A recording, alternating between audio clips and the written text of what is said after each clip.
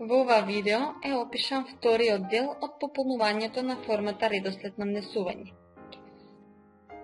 Следен е шифрарникот реон. Овде се пополнуваат реоните во кои што се наоѓаат компаниите со кои што соработува вашата компанија. Внесен е еден основен реон, за приказ ќе внесеме уште еден.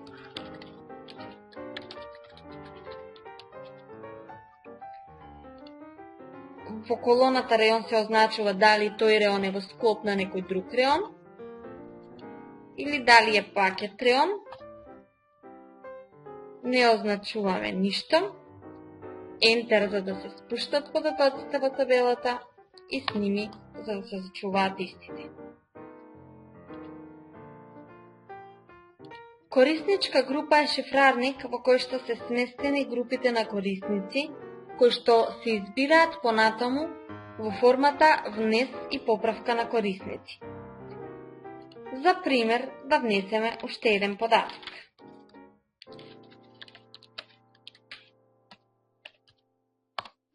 Повторно ентер за да се спушти податокот во табелата и сними за да ги зачувате промените.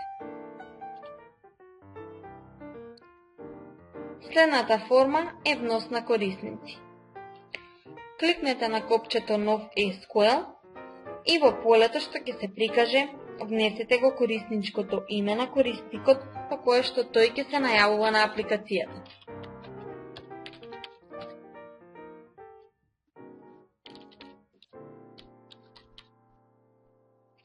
Кликнете на копчето Следно, со што ќе се отвори формата за внес на информациите на корисникот. Сите полиња овде се задолжителни за внесување. Пополнете ги редоследно.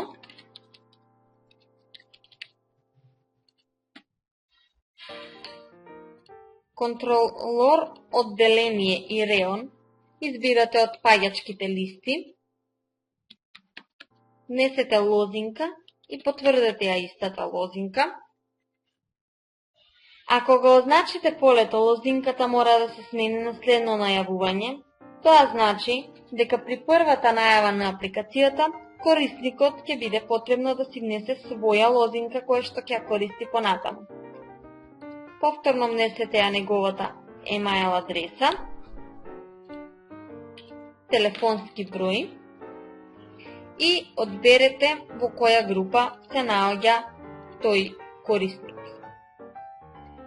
Кликнете на копчето Следно, за да ги видите овие податоци само во визуелен приказ. Ако сте сгрешиле некој податок, можете да се вратите назад, но спротивно вршите зачувување на истите со помош на копчето Сними. Добивате порака за потврда на зачуваните податоци и прашање дали ќе продолжите со нов внес, одбирате да или не за да ја исклучите формата. Следна форма е внес и поправка на комитент. Кликнете на копчето Нов, со што ќе ви се отвори дополнително прозорче во кое што треба да се внесат шифрата и назив на комитентот, кои што треба да бидат уникатни, односно не смеат да постојат два или повеќе комитенти со иста шифра или назив. Шифрата може да биде внесена автоматски, ако е означено полето автоматски број. Спротивно, ако го отштиклирате, ќе можете да внесете шифра рачна. Нека биде внесена шифра автоматски. Потоа внесете го називот и кликнете на копчето ОК. Се отвора форма во која што е потребно да се внесат информациите за комитентот. Полињата кои што се означени со звездичка се задолжителни за пополнување, така што ако некој од нив го оставите празно, кога ќе преминете на следната форма, истото тоа поле ќе ви биде означено со црвени букви, што значи ќе треба да се вратите назад и да го пополните. Пополнете ги податоците за комитентот.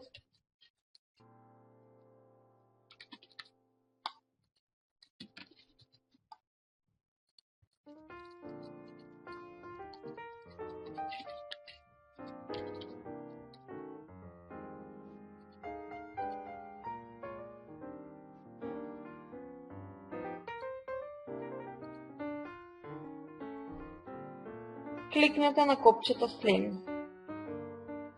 Овде се врши визуелен приказ на податоците. Ново внесените или променетите податоци се означени со темно сина боја. Потоа кликнете на копчето Сними, за да ги зачувате промените. Повторно и овде ви прашува дали сакате да продолжите со нов внес или да ја затворите оваа форма. Во шифрарникот валути се внесуваат информации за валутите, во кои што подоцна се зачувуваат внесените артикли, односно се назначува валута на артиклот, или пак работат различните типови на документи. Внесена е веќе некоја основна валута, за пример да внесеме уште една.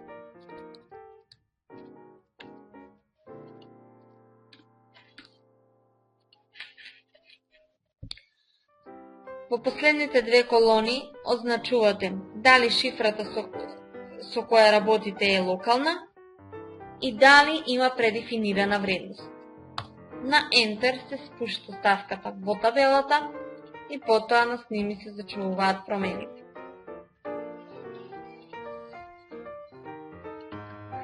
Даночна тарифа е шифрарник со малку поразличен изглед од останатите шифрарници. Основните даночни тарифи се веќе внесени. За пример на внесување, да внесеме уште една даночна тарифа. Се внесува шифрата,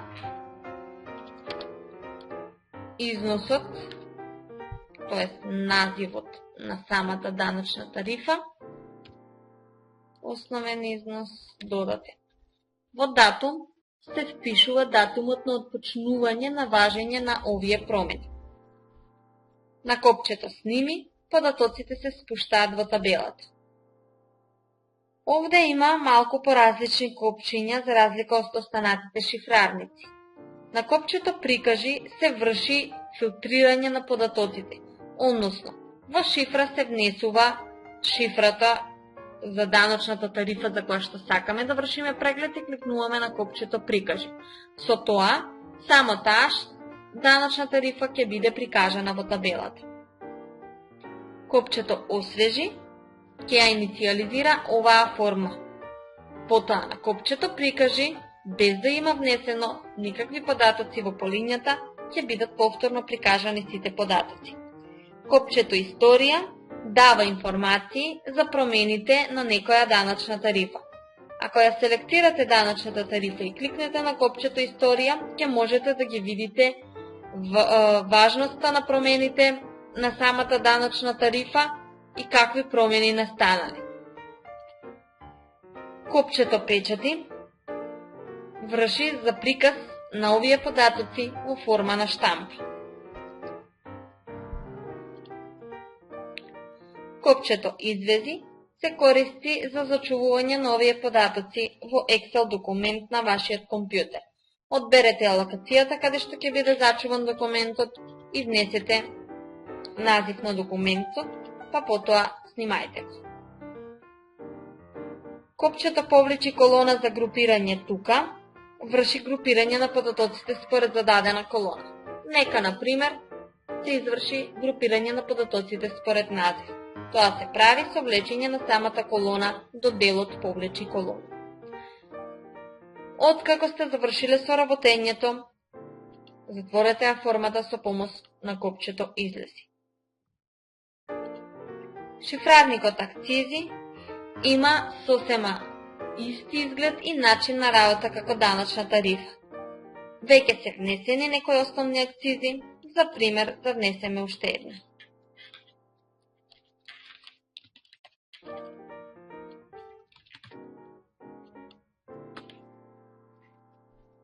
Датум на отпочнување на важење на промените и на крај Сними за да се зачуваат податоците.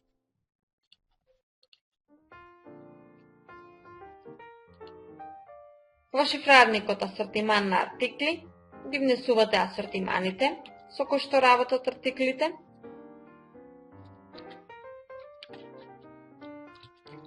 Повторно шифрарник чии што податоци ќе бидат влечени во внес и поправка на артикли, втор назив и дали е хиерархиски поврзан со друг асортимент. Кликнете Enter и сними за да ги зачувате промените.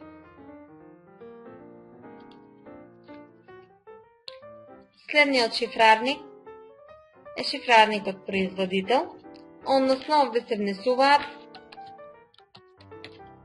различните производители кои што повторно после ќе ги има како можност за избирање во формата за внес и поправка на артикли. Повторно ги пополнувате сите податоци.